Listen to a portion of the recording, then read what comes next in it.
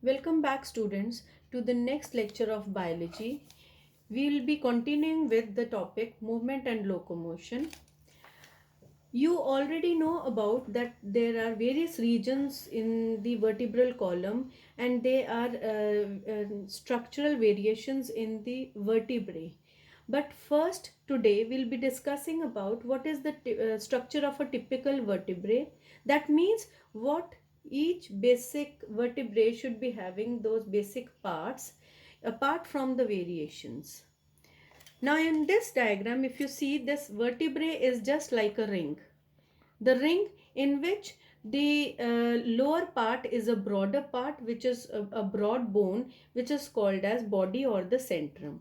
And then from here the bone extends as an arc, and these two on both the sides the arc formed, which is having two regions, lamina and pedicle, and this arc joins on the upper dorsal end to form a spinous process. Now on the sides, that is the lateral sides, there is an extension of wing like bone structure called transverse processes. Both spinous process and transverse process is actually helping the muscles and the tendons to get attached to form a proper structure framework in the body. The neural arc which has been joined is leaving a hole in left inside, and this hole is all called as vertebral foramen, or it is also called as neural canal. Why neural canal? Because when all the vertebrae are placed one above each other, this neural canal is forming a channel through which the spinal cord is passing. So that's why it is called neural canal. Then if we see, the vertebrae are placed one above the other, they should be locked. So to lock them, so that whenever we are bending and twisting, the vertebrae do not dislocate, there are articular processes. On the upper end, this is the superior articular process on both the sides, and on the lower end, to articulate with the lower vertebrae, is the inferior articular process. So this is what is the structure of a basic vertebrae. But if we see, you are familiar with this figure, all the vertebrae showing variation, they are joined to each other. And in thoracic vertebrae and lumbar vertebrae, they are showing those structures which we have studied in the typical vertebrae, but with variation of the spinous process and the angle with which the transverse process is there, and the size of the vertebrae. Then in case of the cervical vertebrae, transfer processes are totally modified, and also variation in the spinous processes there. And in case of the special vertebrae of the cervical, the first vertebrae atlas, there is no spinous process, only well developed transfer processes are there. And in case of axis vertebrae, transfer process is not much developed, but the spinous process is not is well developed, pointed upwards to become a pivot. When the axis and the atlas along with the skull, they are joined together, they form a pivot joint, so that this pivot along with atlas will help in movement of the skull left and right, or down and up, but not backwards. Then in my previous interaction, one student had asked me about the fusion of the various sacral and the coccygeal vertebrae. So here, students, 1, 2, 3, 4 and 5 sacral vertebrae fuse to form a boat-shaped structure which is called as sacrum, and coccygeal vertebrae, they fuse together to form a triangular structure called coccyx, and both sacrum and coccyx is fused at this position to form one common structure. Now, for the appendicular skeleton, appendicular skeleton, it has 126 bones. Appendicular skeleton, its main part is forelimb and the hind limb bones, but they are attached to the axial skeleton with the help of girdles. These girdles are of two types: pelvic girdle helping in attachment of hind limb, pectoral girdle helping in attachment of the forelimb. Let's see what the pelvic girdle shows over here. Each pelvic girdle is of two bones, two big bones forming a boat shaped structure. Each bone is called coxal bone or innominate bone.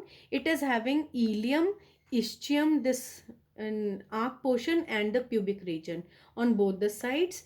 Ilium of both the coxal bone, they are joined uh, with the sacrum on the upper end, but on the pubic region they are joined with the help of cartilage. And this pelvic girdle has to help in the attachment of the hind limb.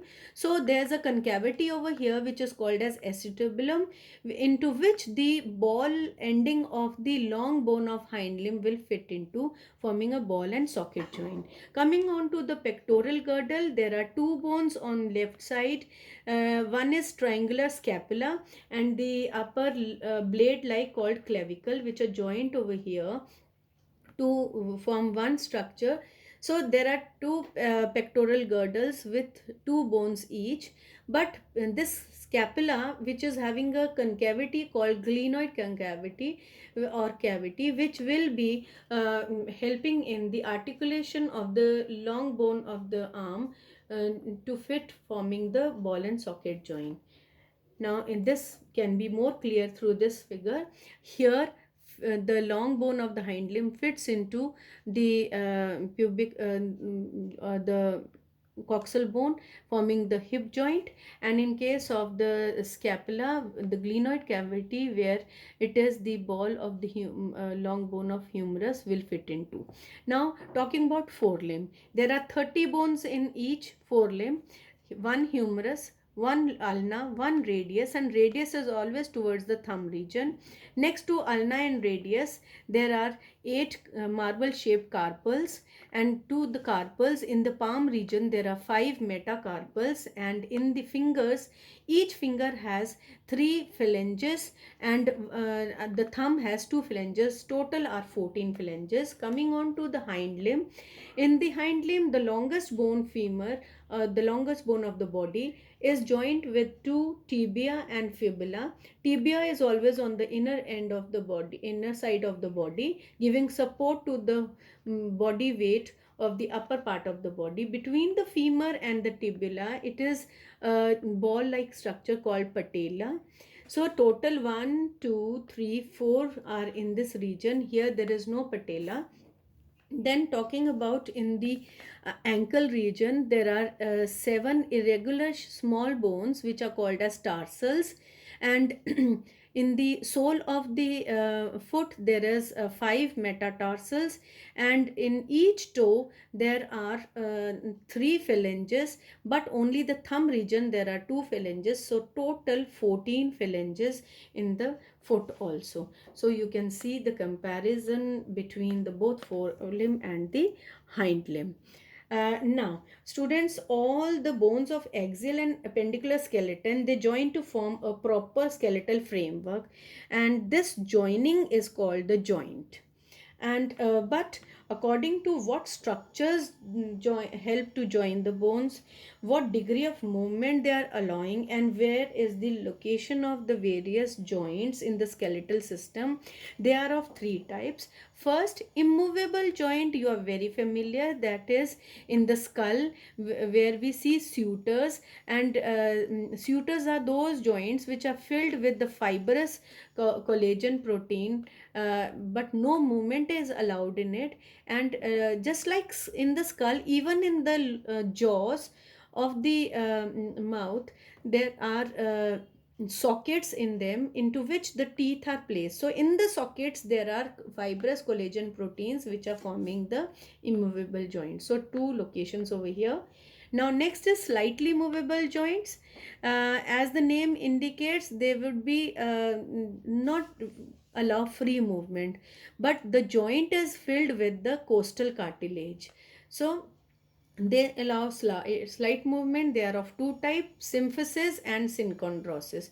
Symphysis is because present in the pubic region of the pelvic girdle and between the vertebrae in the vertebral column, and synchondrosis is in the joint between the ribs and the sternum, in the rib cage.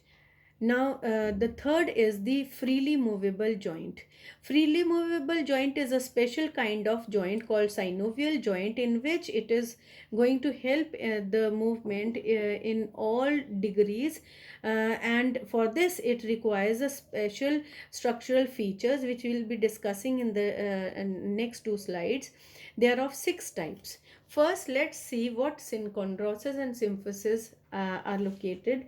We can see in the rib cage between ribs and sternum is the costal cartilage which is forming synchondroses, and in the pelvic girdle in the between the coxal bone on the pubic side, between here there's a cartilage.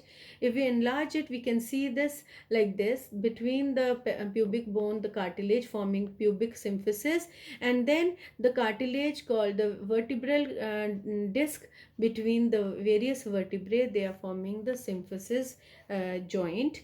Then the special kind of synovial joint which is helping in free movement. Synovial joints are basically at the end of the long bones. Now you can see the two long bones, they are actually not joint directly. To form a joint, they are showing these structural features, where the ending of each bone is covered by a articular cartilage on both the sides. There's a gap in between which is called synovial cavity, which is filled by a fluid which lubricates the joint called synovial fluid. And to bind the synovial fluid, there's a lubricating membrane which is continuously releasing synovial fluid, and it is wrapping the joint from all sides. Outer to the synovial membrane is the capsule which is also surrounded by the ligaments. So this is the structure of the synovial joint. But these synovial joints are at various places in the body. Starting from the neck and the head region, there's a pivot joint which is between atlas, axis and the head region to allow left and right or up and down movement of the head. Next is the ball and socket joint in the shoulder, which is between the scapula and the humerus, which is allowing movement in all directions. The third joint is in the elbow region, where it is allowing movement only along one plane. It is restricted movement, just like the hinge of a door, so it is called hinge joint. Then ellipsoidal joint, which is also called angular joint. It is between the carpals and the metacarpals, and it allows movement in two directions, side to side as well as back and forth. Then a special joint called saddle joint is between the metacarpal and the phalange of the thumb, which is similar like the ball and socket joint with some variation. Then in case of the tarsals, there's a joint called gliding joint, where all the tarsals, seven tarsals, glide along amongst themselves. Similarly, in the carpals also, in the wrist region, the same gliding joint is there, which is allowing all the carpals to glide over each other, so that the wrist can be rotated and movement of the hand is free. So this was what we were talking about, the various joints. But you should know, students, the bones cannot move and cannot allow in locomotion and movement until and unless muscles are helping. And now muscles, they help by their contraction and relaxation. Muscles never expand, they only contract. And whenever they are helping in movement, they are always helping with two set of muscles. Like over here, biceps and triceps are the two set of muscles which are helping in movement of the hand. When we have to bring the hand towards the body, biceps contract and triceps relax. And when the hand has to be taken away from the body, biceps relax and the triceps contract. This working of the two set of muscles is always opposite to each other, also called antagonistic to each other. So we say muscles to they work antagonistically to each other. This comes to the end of the chapter and to the end of the syllabus of the first semester. Next interaction, we'll be revising with the flower chapter. Till then, go through the videos and remain safe. Thank you.